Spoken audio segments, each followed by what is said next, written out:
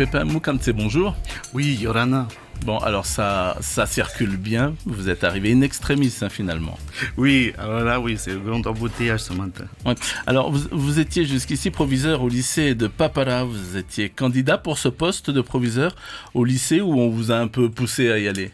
Oui, non, j'étais candidat déjà et après, voilà, donc je remercie Monsieur le Président Frisch, son gouvernement et notre Fatrehao, Mme Christelle Hartel, pour leur confiance, nous avoir confié cette mission de prendre la direction de ce lycée hôtelier. Alors vous êtes à la tête, on peut le dire, d'un établissement qui compte 620 élèves du CAP au BTS en passant alors par les baccalauréats professionnels, technologiques dans 5 métiers, la cuisine, le service en restaurant, l'hôtellerie, la boulangerie, pâtisserie et le tourisme avec des spécialisations également, on peut le souligner, complémentaires comme le service barman ou encore employé traiteur. Alors proviseur du lycée hôtelier du tourisme, c'est pour y faire quoi? C'est quoi vos projets? La première mission d'un chef d'établissement, c'est bien entendu d'être à la disposition des élèves pour leur réussite, donc leur donner tous les outils nécessaires avec l'aide de toute l'équipe de direction, mais également des enseignants, des agents d'entretien, de la cuisine, de la vie scolaire. Et nous souhaitons bien entendu mobiliser également les parents, l'association de parents d'élèves du lycée hôtelier pour que nous puissions accompagner tous les élèves, chaque élève sur le chemin de la réussite. Alors je le disais tout à l'heure, le taux de réussite avoisine les 92%. 92% c'était en tous les cas les taux de cette année. La barre est fixée très haute là pour vous. Tout à fait. Donc, on va s'inscrire. Donc, bien entendu, le chef d'établissement n'est pas seul, comme je viens de dire tout à l'heure. Donc, c'est toute une équipe. Et nous avons la chance, en Polynésie et également au lycée hôtelier, d'avoir d'excellentes équipes pédagogiques qui encadrent, également éducatives, qui encadrent nos élèves et qui vont donc poursuivre la dynamique, cette belle dynamique de réussite de tous nos élèves. Alors, Pascal Mayou, votre prédécesseur était un passionné de cuisine.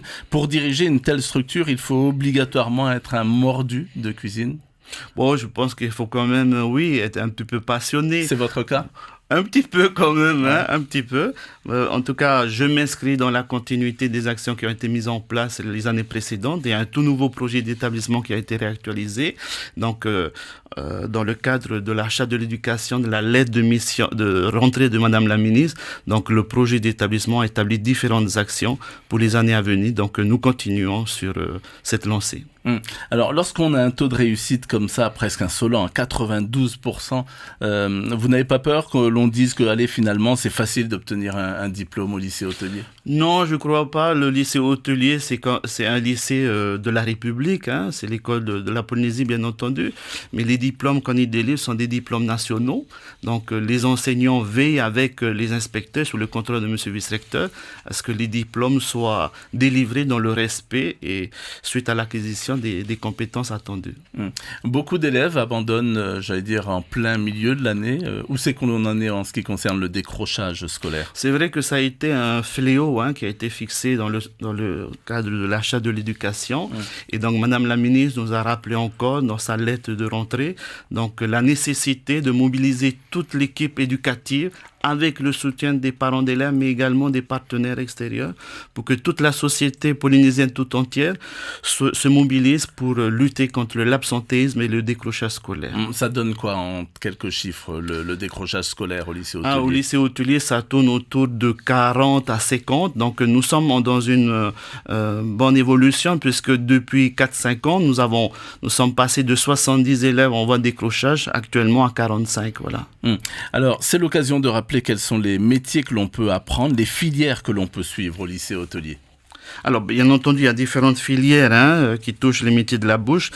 Ça commence par les CAP, donc CAP cuisine, CAP HCR, donc commercialisation service donc en cuisine, Bac Pro boulangerie pâtisserie, Bac Pro cuisine, Bac Pro commercialisation service en restauration. Donc nous avons également la seconde ASTHR, donc sciences technologies, donc de l'hôtellerie et de la restauration. Nous avons la chance également d'accueillir des formations post-bac avec les mentions complémentaires, comme la mention complémentaire bar, CDR, donc cuisine en dessert de restauration, donc mention complémentaire traiteur.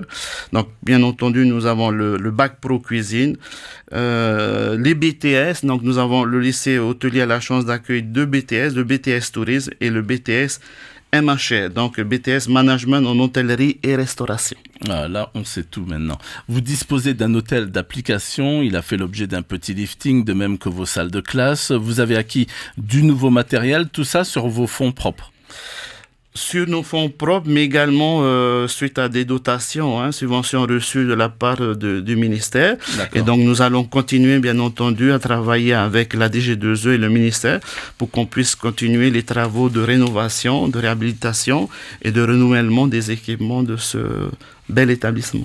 Donc, je l'ai évoqué tout à l'heure, 620 élèves, c'est l'effectif définitif pour cette année? Non, la prévision est de 650. Donc, actuellement, nous tournons à 625. Donc, nous attendons encore des élèves qui ne sont pas encore présentés. D'accord. Pour confirmer leur inscription. Mais les inscriptions sont terminées.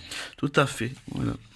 Alors, souvent, et votre prédécesseur était confronté au même problème, les jeunes du lycée avaient du mal parfois à trouver un stage dans une grosse structure, par exemple à Bora Bora.